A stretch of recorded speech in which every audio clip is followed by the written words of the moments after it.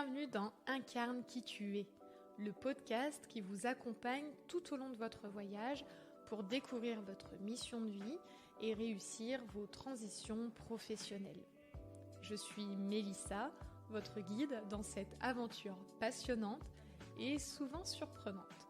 Dans chaque épisode, je vous propose d'aller à la rencontre de personnes inspirantes, aussi bien par leur alignement que par leur réalisation. Ensemble, nous allons découvrir les défis qu'ils ont relevés et les apprentissages qu'ils ont tirés tout au long de leur parcours, et ce, pour vous aider à suivre votre propre chemin. Alors aujourd'hui, pour ce 5e épisode du podcast Incarne qui tu es, j'accueille Alexa Boutry qui s'est lancée il y a 7 ans déjà en tant que cake designer d'une manière un petit peu improbable et elle va nous partager son histoire. Alors tout d'abord, bonjour et bienvenue Alexa. Bonjour Mélissa. Alors pour démarrer, j'aimerais bien que tu puisses nous partager ton parcours. Je t'ai présenté en tant que cake designer et on y viendra tout à l'heure, mais ça n'a pas toujours été ton métier. Est-ce que tu veux bien revenir pour les auditeurs d'Incarne qui tu es sur le début de ta vie professionnelle? Oui, tout à fait. J'ai un parcours atypique qui a été très compliqué en fait au départ. Je suis en fait de formation technicienne de laboratoire, métier que j'ai exercé pendant plusieurs années dans différents laboratoires. Alors, ce qu'il en ressortait à chaque fois, c'était que moi, j'étais pas très bien dans ce métier. Je me sentais pas à ma place, on va dire. Alors, toutes les études, j'ai adoré les faire et une fois dans le milieu professionnel, ça collait pas du tout avec moi. J'avais aussi beaucoup de soucis relationnels, on va dire, avec les collègues, avec le management, qui avaient des conséquences, hein. J'ai perdu un travail comme ça, avec des conflits. Donc, j'ai eu des licenciements, des choses comme ça. Vraiment, c'était compliqué. Après, j'ai trouvé un travail où je me suis plus épanouie. Vraiment l'ambiance au travail était plus paternaliste et du coup je m'y reconnaissais plus en fait. Ils mettaient vraiment l'accent sur les salariés, donc on se sentait bien. Malheureusement, cette société a été rachetée et fermée, donc là je me suis retrouvée licenciée économique. Et lors du plan social qui était inclus dans le package en fait du départ, il y avait un bilan de compétences donc que j'ai réalisé. La surprise en fait de ce bilan de compétences, c'est que la conclusion, c'était que j'avais un profil entrepreneur, chose qui était complètement à milieu de moi en fait, parce que j'étais dans la culture salariée. Jamais j'avais envisagé d'être entrepreneur. Et là, on me dit, bah si, vraiment, ça ressort de tous les côtés. Il faut vous trouver l'idée en fait. Ah bah oui, une idée, c'est pas facile à trouver une idée. Donc voilà. Donc si je comprends bien, parce que c'est très particulier, tu galères un petit peu dans ta vie de salarié, au niveau du relationnel. Tu trouves enfin une boîte dans laquelle tu as ton métier, on va dire de formation de base, pour laquelle là, ça se passe enfin bien. La boîte ferme Mm. et ça t'ouvre sur des portes qui étaient complètement inattendues, l'entrepreneuriat et en même temps, si je comprends bien, tu n'as pas d'idée puisque c'est pas quelque chose que tu avais envisagé jusqu'à présent, en fait? Non, voilà, moi je prends ça en me disant, ouais, entrepreneur, mais enfin, j'y crois vraiment de loin en fait. Je place ce résultat de bilan de compétences dans une case en fait, dans mon cerveau. Je le mets, je le range dans un tiroir. Je me dis, ouais, bah, je suis entrepreneur, ouais, peut-être. Mais j'ai pas du tout, voilà, je sais pas quoi en faire en fait. Je sais pas du tout. Et je me vois pas PDG d'une société, je me vois pas, voilà, vraiment pour moi, entrepreneur, c'est les grandes sociétés avec le grand PDG, beaucoup de personnel, à gérer et tout et moi je me vois pas comme ça donc je dis: «Non, il y a quelque chose qui va pas en fait».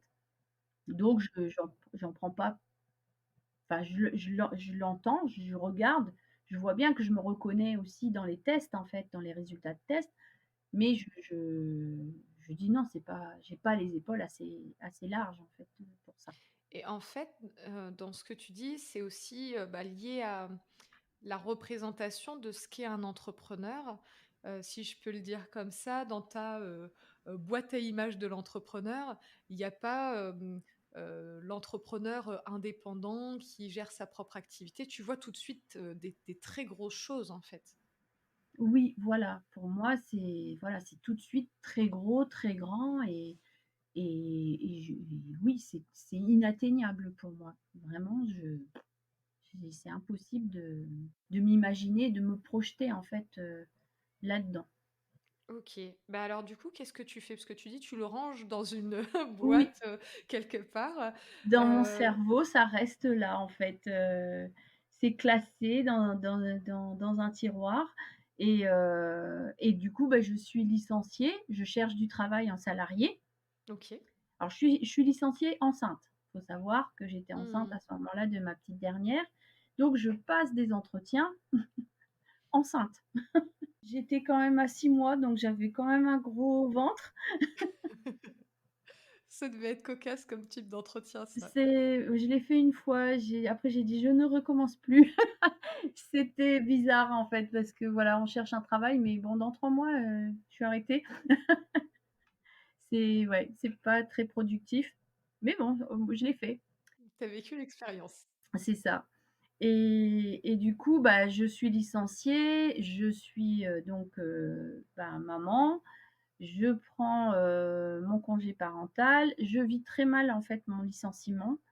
Mmh. Donc là, en fait, ce qui se passe pour compenser, en fait, ce mal-être que j'ai, je commence à faire des gâteaux, mais à outrance. Mais vraiment, tous les jours, je fais des gâteaux. OK. Je commence vraiment à faire énormément, énormément, énormément de gâteaux.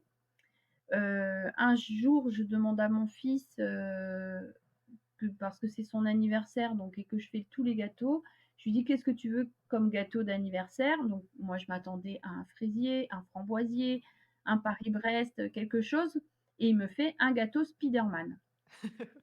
Donc là, je ne sais pas, je lui dis: «Un gâteau Spiderman, comment ça?» «Oui, bah, je veux un gâteau Spiderman».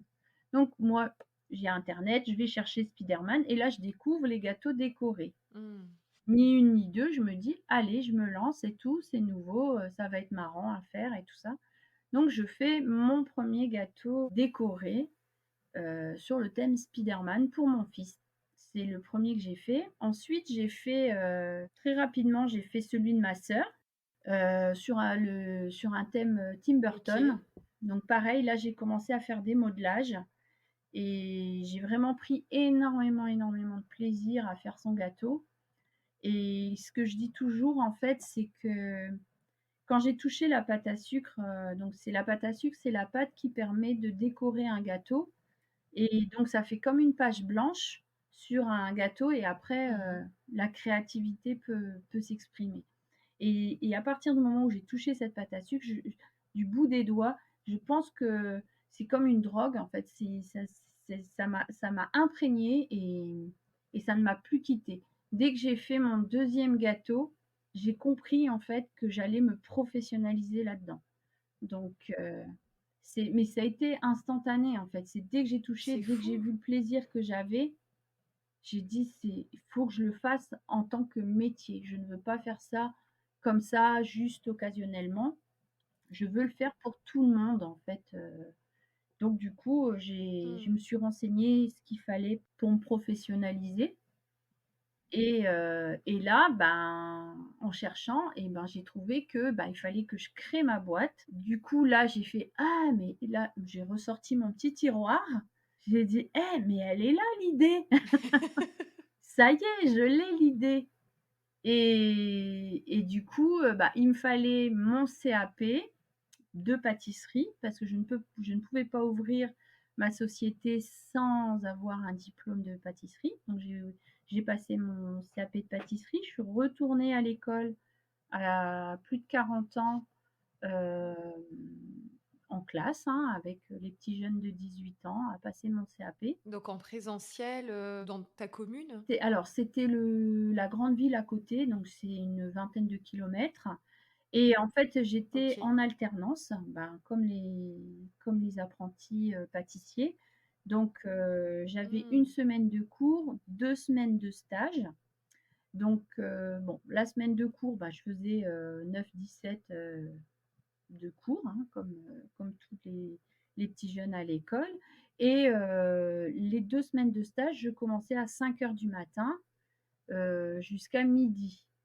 Et après l'après-midi, normalement les autres pâtissiers, ils dorment, ben moi non, j'allais, au BGE en fait de mon département, apprendre à créer ma société donc à faire l'étude de marché, le business plan pour pouvoir, ben, contacter les banques si j'ai besoin, faire, toute mon étude, prévisionnelle, tout ça, tous mes budgets et ça, je faisais ça l'après-midi, en fait. Donc du coup, je et puis après le soir, bah, j'avais ma vie de maman qui prenait et j'avais très, très peu de temps, mais j'étais tellement, dans le flow, enfin dedans que je ne voyais pas la fatigue. Enfin, il y avait pas de fatigue, en fait. C'était vraiment, Tu le ressentais pas? ah non, non, je ressentais rien du tout. J'étais portée en fait. J'avais des ailes dans le dos, j'étais portée, j'avais pas de fatigue et Mmh. j'avançais, j'avançais, j'abattais un travail, monstrueux. Ah, tu m'étonnes, effectivement, une journée de pâtissière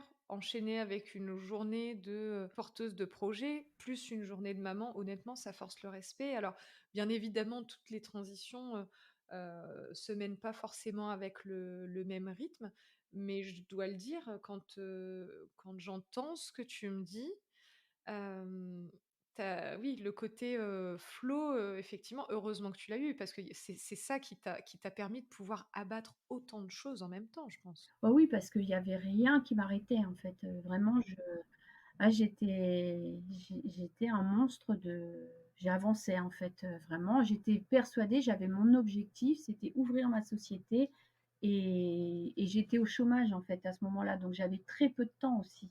Parce que j'étais prise en charge, ma formation était prise en charge par Pôle emploi, mon BGE était aussi pris en charge par la région, je crois et du coup, j'avais très, très peu de temps pour créer en fait, donc et après j'allais me retrouver, bah, sans revenu Mmh. et ben, ma société pas créée, donc enfin, c'est arrivé pour, 2 mois parce que j'avais fini mes droits en novembre et j'ai créé ma société en janvier. Donc j'ai eu 2 mois où j'ai pas eu de revenus, mais Tu limité en tout cas, franchement, et en 2 ans, j'ai tout créé. ouais, en fait, cette, deadline de fin de Pôle emploi, ça a été Mmh, aussi, associé avec le fait d'avoir connecté, et d'ailleurs on va y revenir, mais d'avoir connecté avec cette pâte à sucre, et donc avec, cette professionnalisation, cette opportunité d'entrepreneuriat, ça t'a donné l'énergie en fait de dire: «OK, je sais pourquoi je me lève, je sais dans combien de temps je dois avoir atteint mon objectif», et tu avais pas le temps de te poser des questions au jour le jour en fait, tu étais dans l'action. oui, j'étais tout le temps dans l'action. C'est ça. Mmh. J'étais tout le temps dans l'action et je savais ce que je voulais et même si parce qu'après j'ai été voir les banques aussi parce que moi mon gros projet c'était ouvrir une boutique. OK. Donc j'avais le gros projet et le moyen projet et le petit projet. Donc le gros c'était ouvrir la boutique, mais ça j'avais besoin d'énormément de soutien financier, bah, des banques, des choses comme ça. Donc j'y suis allée avec mon projet. Bon, ils croyaient tous en moi, mais ils m'ont jamais aidée. Mmh. C'est vrai que là, au niveau des banques, ils étaient hyper frileux à cette époque, donc c'était compliqué, mais j'avais d'autres projets, donc je pouvais, avoir, bah, la version plus grande, moyenne ou plus petite.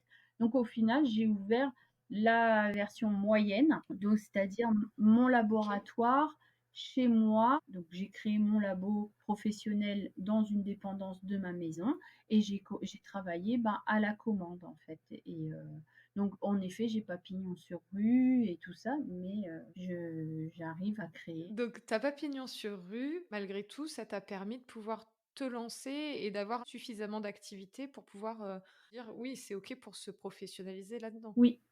Donc, bah, très rapidement, en fait, à la création, j'ai eu des commandes. Alors, bah, on dit toujours qu'il faut 3 ans pour une société pour voir si elle peut être pérenne, en fait.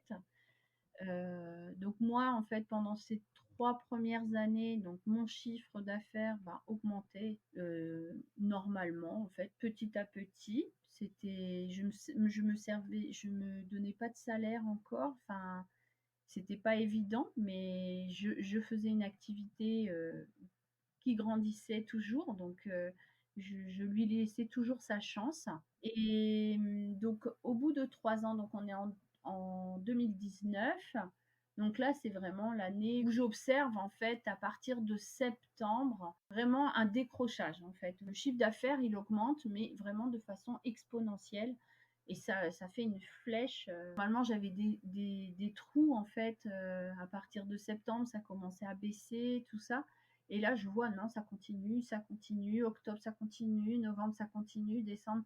Donc tout le temps, j'augmentais, mon chiffre d'affaires. Donc là, troisième année se confirme, on est dans quelque chose, qui, bah, commence à vraiment rouler. C'est ça.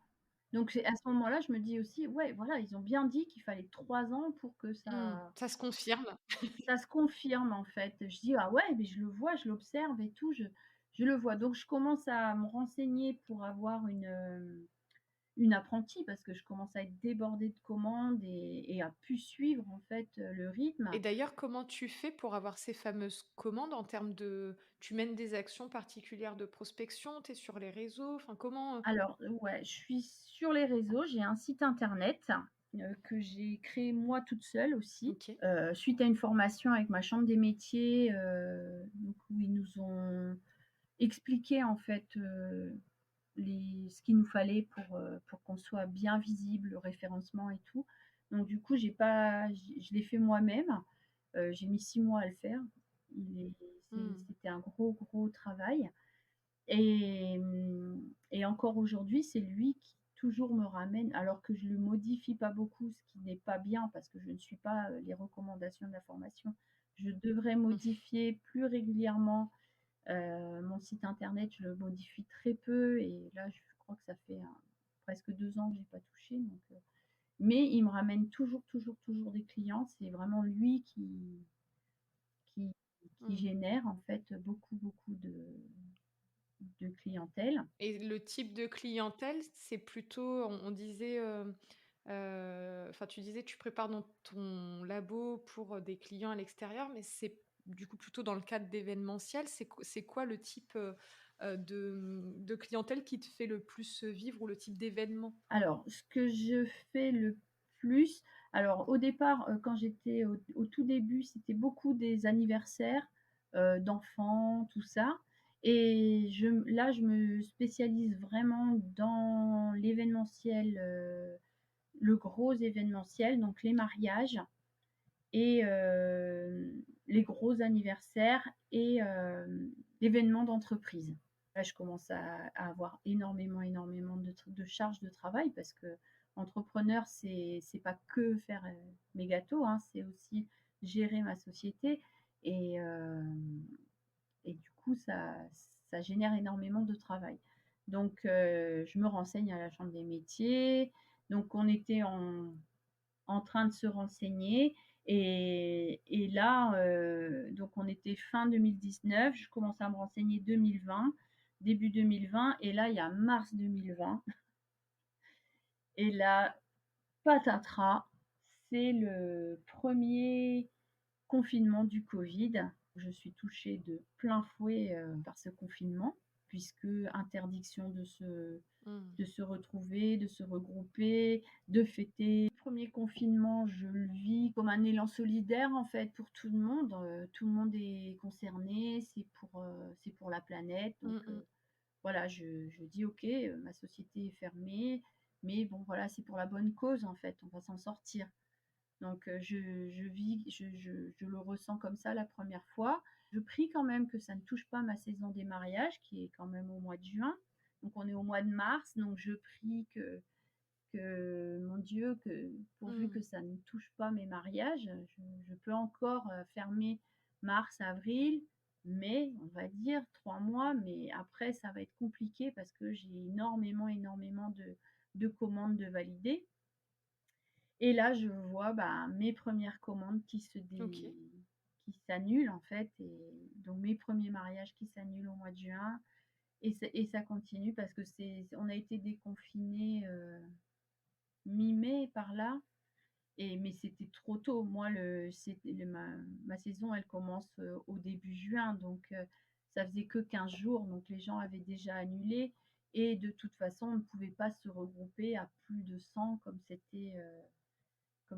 avait Ah été, ouais. commandé, donc les gens préféraient annuler plutôt que de se regrouper à 30 et pas fêter avec toute leur famille. Donc j'ai eu tous mes mariages comme ça au mois de juin annulés. Donc bah, ça fait très mal, hein, à ce moment-là. On se dit: «Aïe, là, la société, elle va pas s'en remettre, hein». Elle a été arrêtée, 3 mois et demi. Elle fait pas sa pleine saison. Mmh. Donc on continue et puis, Ouais. là arrive le deuxième confinement au mois de décembre qui donc, touche, ben, ma saison de Noël. Donc on se dit: «On va se refaire sur Noël». Ben non, on se refait pas non plus sur Noël. Donc là c'est un gros coup dur. On se Là je prends, moins bien la chose, hein, je prends moins bien le confinement et 2021 et ben, il y a le troisième et là c'est Mmh. catastrophique, pour moi parce que c'est 2 retours au mois de mars et ces 2 retours, bah, mes mariages de 2020 ont été reportés en 2021 et ça touche de retour mes mariages reportés plus mes mariages de 2021. Donc là, je commence à me dire: «Je vais ja Mmh. Elle va jamais s'en sortir ma société». Au final, bah, ça va. J'ai avec quelques aides de l'État qui n'étaient pas, vraiment mirobolantes, mais bon, j'ai réussi à garder la trésorerie de la société. Elle a souffert, hein, elle a pas Mmh. fait de chiffre d'affaires et tout ça, mais elle a gardé, elle a quand même réussi à garder sa trésorerie. Donc moi, je pense, qui m'a sauvée, c'est que je n'avais pas de salarié à ce moment-là. Donc moi, je me suis pas versé de salaire, Mmh. mais elle a survécu, en fait. Parce que, bah, j'avais pas de salarié et j'avais mon laboratoire chez moi. Donc pareil, j'avais pas de loyer, des choses comme ça. Je pense que ça m'a aidée, à passer la crise du Covid par rapport à des confrères ou des collègues Mmh. qui, eux, avaient des loyers, des salariés à payer, des choses comme ça, où là, bah, leur trésorerie, elle a flambé, Mmh. sans rentrer d'argent. Mmh. Là, ce qu'on décrit, bien sûr, c'est pas une situation, idéale ni, ordinaire, hein. On Non. parle de quelque chose, qui a touché au niveau mondial, pas mal d'entreprises. Donc 3 confinements successifs, sur des dates, vraiment stratégiques pour toi. Heu, Mmh. ton Et entreprise pour survit. tout l'événementiel, hein, stratégique pour tout l'événementiel. Exactement. Parce que c'est vraiment, ces pics-là, voilà, c'est les salles de restaurant, les salles de réception, les photographes, enfin tout ce qui touche à l'événementiel, c'est vraiment les moments pics et clés Mmh. de la vie, en fait, et de la vie d'entreprise. Donc c'est vraiment, ouais, l'événementiel, il a vraiment beaucoup souffert pendant cette période-là. Donc bon, forcément, ça laisse des traces. Certes, l'entreprise a encore de la Mmh. trésor, mais comme tu l'as dit, ça a impliqué que tu ne te verses pas de salaire pendant ce temps-là. Donc moi, ce que j'aime bien dans ton témoignage, c'est que autant il y a cette espèce de moment de grâce où tu touches cette pâte à sucre au début, avec quelque chose qui est quand même de l'ordre de la révélation, clairement, et qu'on vit assez peu, dans une vie. Et à côté de ça, il y a aussi l'aspect très concret, de l'entrepreneuriat avec ses hauts, et ses bas. Une fois que tu ressors de tous ces confinements, tu es dans quel état d'esprit? Est-ce que tu veux tout lâcher? Est-ce que tu sens l'énergie de remonter quelque chose? Enfin, c'est quoi ton état d'esprit à ce moment-là? Alors mon état d'esprit à ce moment-là, c'est que, bah, moi je me suis pas versé de salaire pendant un certain temps, donc je n'ai plus non plus de revenus. Donc il faut que je retrouve, bah, des revenus. Mmh. Et ma société, ben, on repart pas, enfin on n'est pas encore au maximum, on n'a pas le droit de se regrouper encore au maximum. Donc, ma société, elle ne génère pas suffisamment de chiffre d'affaires encore. Donc je reprends un emploi salarié OK. à ce moment-là. Je retourne à mes anciennes, amours OK. de technicienne de laboratoire qui là est en plein essor vu que Et nous ouais. sommes en plein covid et là on a besoin de techniciennes, pour gérer ça. Donc je garde ma société, je trouve un emploi salarié et comme quand j'ai créé ma société, bah, je gère les 2 de front. Mmh. Donc je fais mon emploi salarié à plein temps la journée et la soirée, je fais mes commandes, de gâteaux. Comment tu vis ça? Parce que autant, comment tu vis le retour en entreprise? Enfin, d'un point de vue salarial et comment tu vis ta vie d'entrepreneur, comment dire? En je c'est même pas demi-temps, c'est de plein temps, enfin un plein temps plus un mi-temps, j'en sais rien, mais de slasheuse comme on peut dire des fois? Comment je vis? Bah, je vis mon salariat, assez difficilement quand même. C'est pas Je reviens en fait dans les mêmes schémas qu'au départ, donc conflit aussi un peu, avec, ben, les responsables et tout ça et du coup, j'ai fait Mmh. 4 emplois, salariés et par contre, bah, dans ma société, bah, je veux pas la lâcher, en fait, c'est mon bébé aussi donc je me dis: Elle a survécu au covid, c'est pas juste, en fait, au moment où elle allait, exprimer son plein potentiel, où on allait pouvoir créer de l'emploi, des choses comme ça et ben, elle a les ailes coupées en plein vol donc je me dis: «C'est pas juste». Donc je veux pas non plus la Mmh. lâcher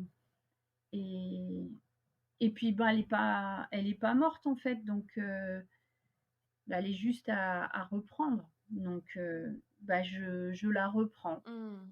Je fais en sorte que, bah, elle meure pas. Elle génère du chiffre d'affaires et je me verse un tout petit salaire. J'ai commencé à me verser au départ un tout petit salaire et puis, bah, voilà, petit à petit, bah, elle reprend, elle reprend. Donc là, on arrive là, cette année, à des événements de la même taille qu'avant covid. Mais juste 2023, on commence juste là à Mmh. avoir des événements de la même taille à peu près. Quand tu dis qu'on revient tout juste à des événements de la même taille, ça veut dire que, par exemple, l'année dernière, il y avait plus de restrictions? Est-ce que peut-être les gens avaient changé leurs pratiques, même si la loi ne les obligeait plus et Oui. ouais, ils étaient plus prudents? Ah oui, ils étaient plus prudents et on ça a augmenté au fur et à mesure, en fait, mais on reste quand même sur des petits formats, en fait, ouais, parce qu'en fait, il est toujours là, le covid, on l'entend. Là encore, il y a dernièrement, on nous a dit: «Ah ben il y a un nouveau qui vient d'arriver». Donc il y a toujours des personnes, ben, qui réduisent, en fait, leurs événements. Mmh. Donc au lieu de faire un mariage, de 100 personnes, bah, ils vont faire un mariage de 50, 60 personnes et bah, du coup, c'est aussi un manque à gagner, pour nous parce que, bah, on n'est pas comme avant, voilà. Avant covid, on était sur des gros mariages de 100, 150 personnes tout le temps en moyenne, en fait. C'était vraiment la moyenne, hein Mmh. et après je dis, voilà, il y a aussi des petits mariages et des gros mariages, mais voilà, au niveau de la moyenne, on est, entre 100 et 150 à peu près et l'année dernière, bah, on était plus en moyenne sur 60 personnes, Mmh. en moyenne. Ouais, donc ça Donc il y avait des mariages de 30, 40 et j'avais peut-être des mariages de 80, mais mmh. voilà, j'étais, en moyenne à 60 Mmh mh. et là, je recommence cette année à avoir des plus gros mariages, donc ça augmente la moyenne. On est peut-être à 90 là, Mmh. peut-être. Donc progressivement, tu en fait, tu es entre guillemets reparti un petit peu de zéro sur ton rythme des 3 premières années où il a fallu Oui. rebâtir en fait tes fondations. L'entreprise Mmh. était pas morte, mais il y avait quand même, ben, des choses à reconstruire. Tes fondations étaient toujours là, mais il y avait Mmh. plus le reste. C'est ça. Donc du coup, bah, c'est ce que je suis en train de refaire, en fait.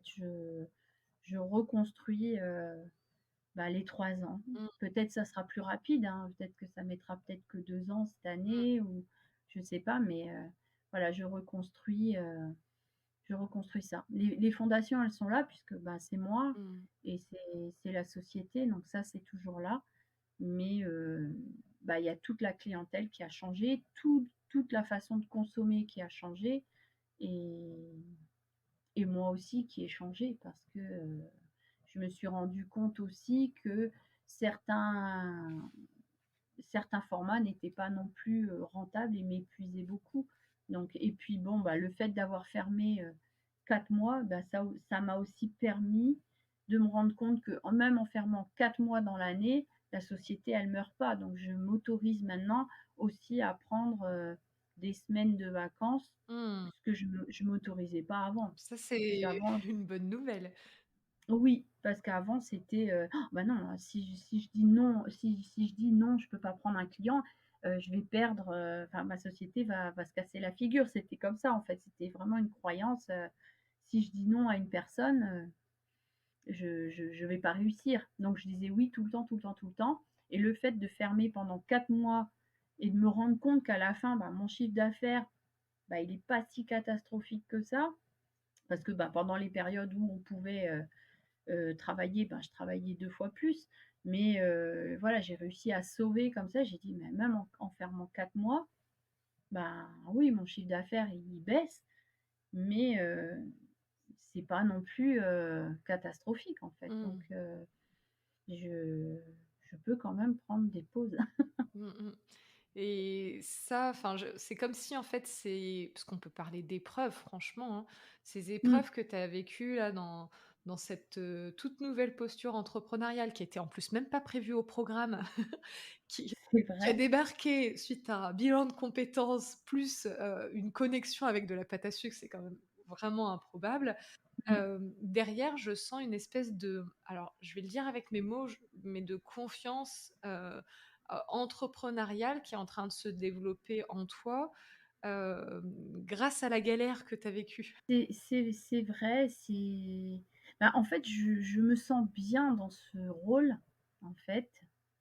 Je suis faite pour ça. Maintenant, je le sais, pour l'avoir vécu, je suis vraiment une entrepreneur et je n'en avais aucune idée, en fait. Qu'est-ce qui fait que tu sens aujourd'hui, avec le recul, que tu es faite pour ça, que tu es une entrepreneur? Si tu devais le résumer, qu'est-ce qui te correspond autant là-dedans? Les prises de décision, les prises de risques, le Mmh. travail à faire, l'organisation, la gestion financière, tout ça, en fait, j'arrive à gérer. J'aurais jamais Mmh. pensé de moi-même que j'en étais capable. Quand j'ai fait ce bilan de compétences, c'est ce qui est ressorti. C'est parce que c'est des questions, on nous pose c'est des tests qu'on nous fait faire, c'est des exercices. De moi-même, jamais j'aurais dit: «Je suis entrepreneur et machin», jamais, jamais. Quand je suis dedans et ben, je me rends compte que oui,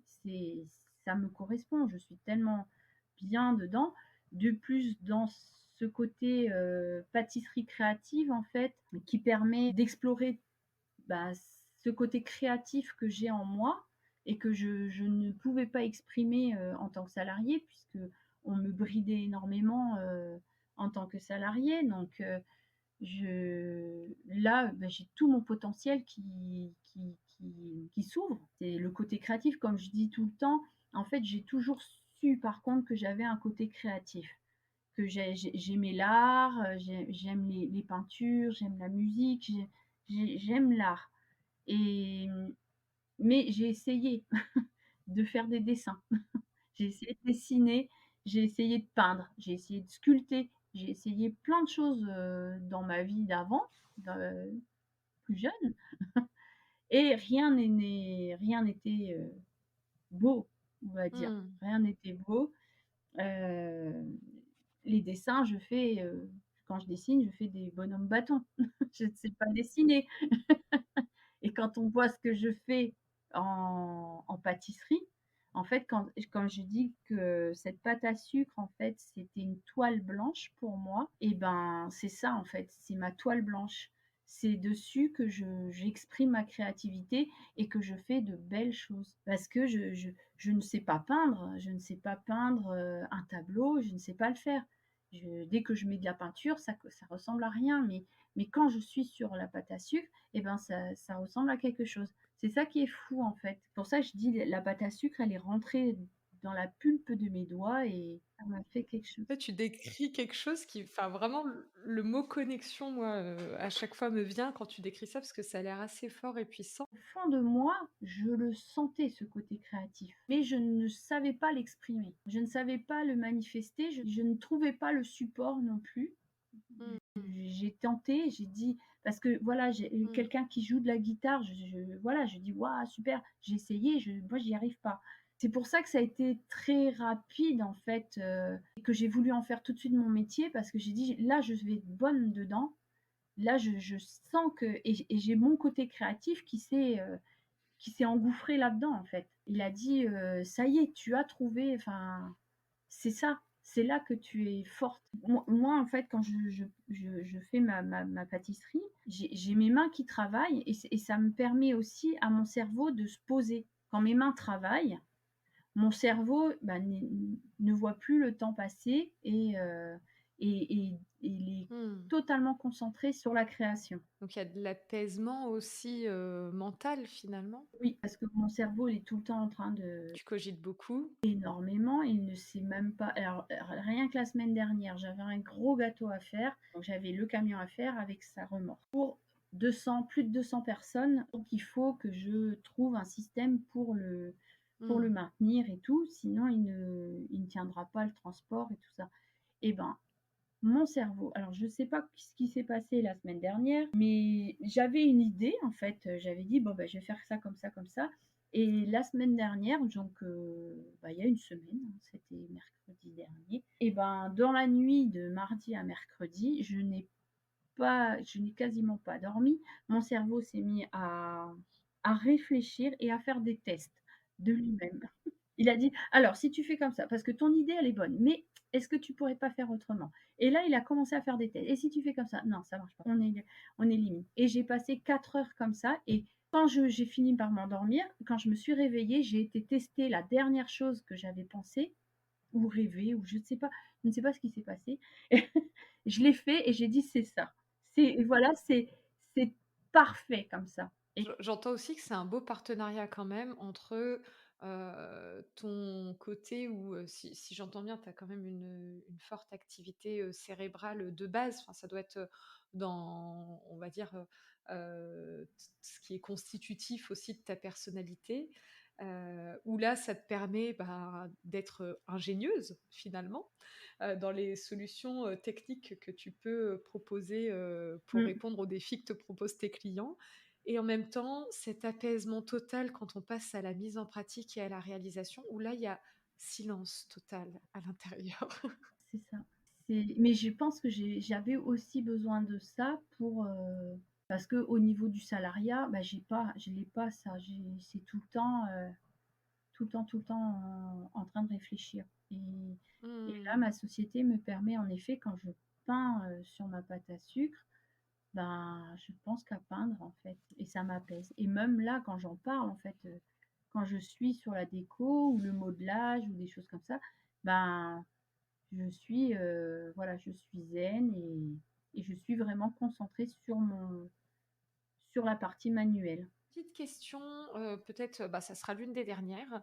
Est-ce que tu avais des indices, si tu regardes bien quand tu étais, enfant, de ce qui est devenu ta voix aujourd'hui? Oui, il y avait quand même, des indices, c'est-à-dire qu'après coup, on s'en rend compte. Au départ, non. Quand j'étais petite, en fait, toute petite, petite, donc j'étais beaucoup déjà avec ma grand-mère qui faisait énormément de gâteaux, donc j'étais beaucoup à côté d'elle. Et je me rappelle que, mes premières crèmes pâtissières, il fallait qu'on m'allume le feu pour cuire ma crème, en fait. J'avais pas le droit de toucher aux allumettes pour allumer le gaz. Donc c'est pour dire que j'étais vraiment très petite et je faisais mes crèmes pâtissières comme ça, au goûter, heu, après les devoirs, j'avais envie de crème pâtissière, je me la faisais pour moi et ma sœur et puis on regardait les dessins animés et puis on mangeait à la cuillère dans la casserole la crème pâtissière que j'avais fait. Donc il y avait quand même on aurait dû enfin, si on avait été vraiment très observateur, on aurait dû se rendre compte que j'avais quand même une appétence pour la pâtisserie. Ensuite, bah, mes parents ont voulu que je fasse des études, vu que, Mmh. bah, j'étais bonne à l'école. À cette époque, il fallait qu'on aille le plus loin possible et faire les plus grandes études possibles. Donc en effet, partir en pâtisserie, c'était pas vraiment, la vie rêvée en fait, à ce moment-là des parents. Pas qu'il y ait de saut métier, mais voilà, c'était pas, voilà, eux, ils me voyaient plus dans le scientifique et pas dans le manuel en fait, pas dans l'artisanat et ensuite, bah, j'ai continué à faire beaucoup, beaucoup de desserts donc jusqu'à mes 16 ans, je me rappelle, c'est moi qui faisais tous les desserts le Mmh. dimanche, à la maison. Et à 16 ans, ouais, ma mère a commencé à dire: «Va peut-être falloir que tu commences à faire du salé parce que bientôt tu vas peut-être partir de la maison. Faudrait pas que tu saches te nourrir que de gâteaux». Ça, c'était un peu, voilà, le pratico-pratique de ma mère, apprends à faire du salé. Donc après j'ai pareil, hein, dans le salé, la cuisine, tout ça, bah, c'était pareil, j'aimais bien aussi cuisiner. Donc c'était pas que le sucré, en fait, le salé aussi, ça j'aurais pu peut-être partir en cuisinier, mais non, ça c'est la pâtisserie qui a gagné et puis après, bah, je me suis mariée et mon mari aimait beaucoup cuisiner et du coup, bah, moi, ça m'a de retour libéré en fait, ce côté sucré et que lui, pendant qu'il faisait, bah, les entrées et le plat de résistance, bah, moi, je me concentrais quand on recevait, je me concentrais uniquement sur le dessert et du coup, bah, ça m'a permis d'évoluer énormément en autodidacte au départ. J'ai grimpé les challenges, je me suis mis des challenges et j'ai commencé à aller dans la haute pâtisserie, en fait et c'est là après, ben, à partir de ce moment-là, après j'ai eu le licenciement et puis c'est là que j'ai commencé à faire des gâteaux, à outrance parce que j'avais vraiment beaucoup, beaucoup de temps libre et ben, je suis montée, voilà, j'ai commencé à faire je compensais, à mon avis, le fait, d'être licenciée et au chômage, en fait, parce que c'était vraiment une belle entreprise et je pense que j'ai compensé avec la pâtisserie, mais ça m'a ouvert, bah, une autre voie. Ben, quand j'entends tout ton parcours, je me dis que tout est juste quand même, Alexa, parce que, ouais, il y avait des indices depuis toute petite et en même temps, en fait, tu avais des ingrédients petites, mais tu as eu besoin d'en attendre d'autres. Tu as eu besoin d'attendre cette fameuse ouverture, autorisation à ce que l'entrepreneuriat pouvait être fait pour toi, à ce que, la pâte à sucre était l'endroit dans lequel tu allais, mais t'éclater encore plus. Et puis tu parlais de ce que tu aimais dans ta posture entrepreneuriale, l'organisation, la gestion financière, les prises de décision, des choses qui peuvent en effrayer plus d'un. Des fois, il y a des gens qui veulent se lancer dans l'entrepreneuriat, mais juste avec l'expertise métier et ont une aversion pour le reste. Ou alors, comme toi, ont l'impression que ça ne va pas, être à leur portée et se rendent compte finalement après coup que, bah, en fait si, je kiffe. Donc il y a plein de choses, je pense que même ton métier de technicienne de laboratoire t'a certainement apporté des choses indirectement que tu réutilises aujourd'hui? Oui, de toute façon, déjà, il y a le mot laboratoire, donc déjà, il y a ça en commun. Les analyses, c'est des protocoles, en fait, qu'il faut respecter. Donc la pâtisserie, c'est pareil, c'est des recettes qu'il faut respecter. Donc toute cette rigueur, en fait, de tech de labo et ben, je l'ai transposée dans ma pâtisserie, en fait. Donc tous les respects, hygiène, tout ça.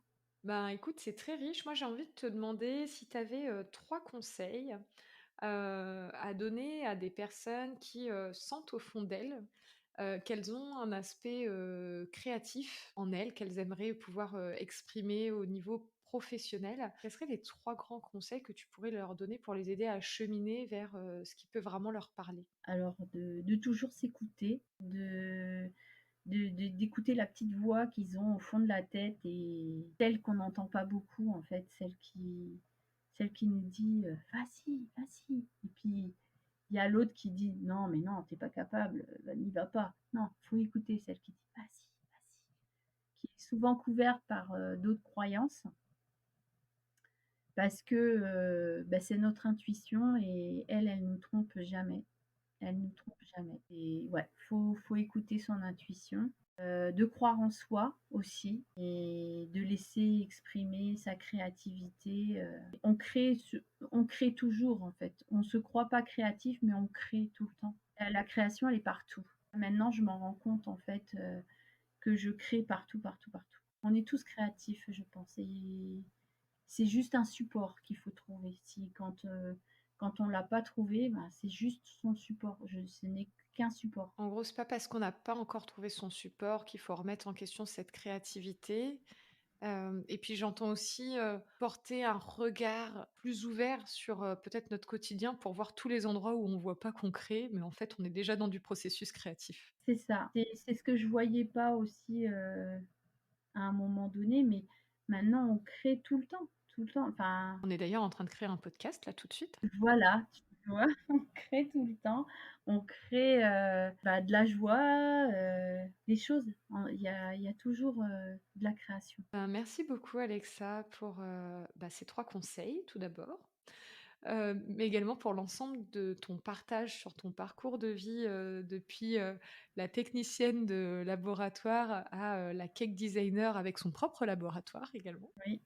Et oui, mon projet, c'est là une boutique, hein. C'est toujours Ça, c'est toujours dans un coin de ta tête? oui, c'est toujours c'est pareil, c'est dans une case comme c'est dans un coin et c'est mon projet. Ben, maintenant, c'est ça que je vise, en fait. Et bah, écoute, on te souhaite, vraiment de pouvoir le développer et puis, si, quand on voit ce qui se passe, des choses que tu mets dans une boîte, la manière dont ensuite ça se concrétise, on n'a pas de doute. En tout cas, j'ai pas de doute sur le fait que, ça va pouvoir se mettre en forme.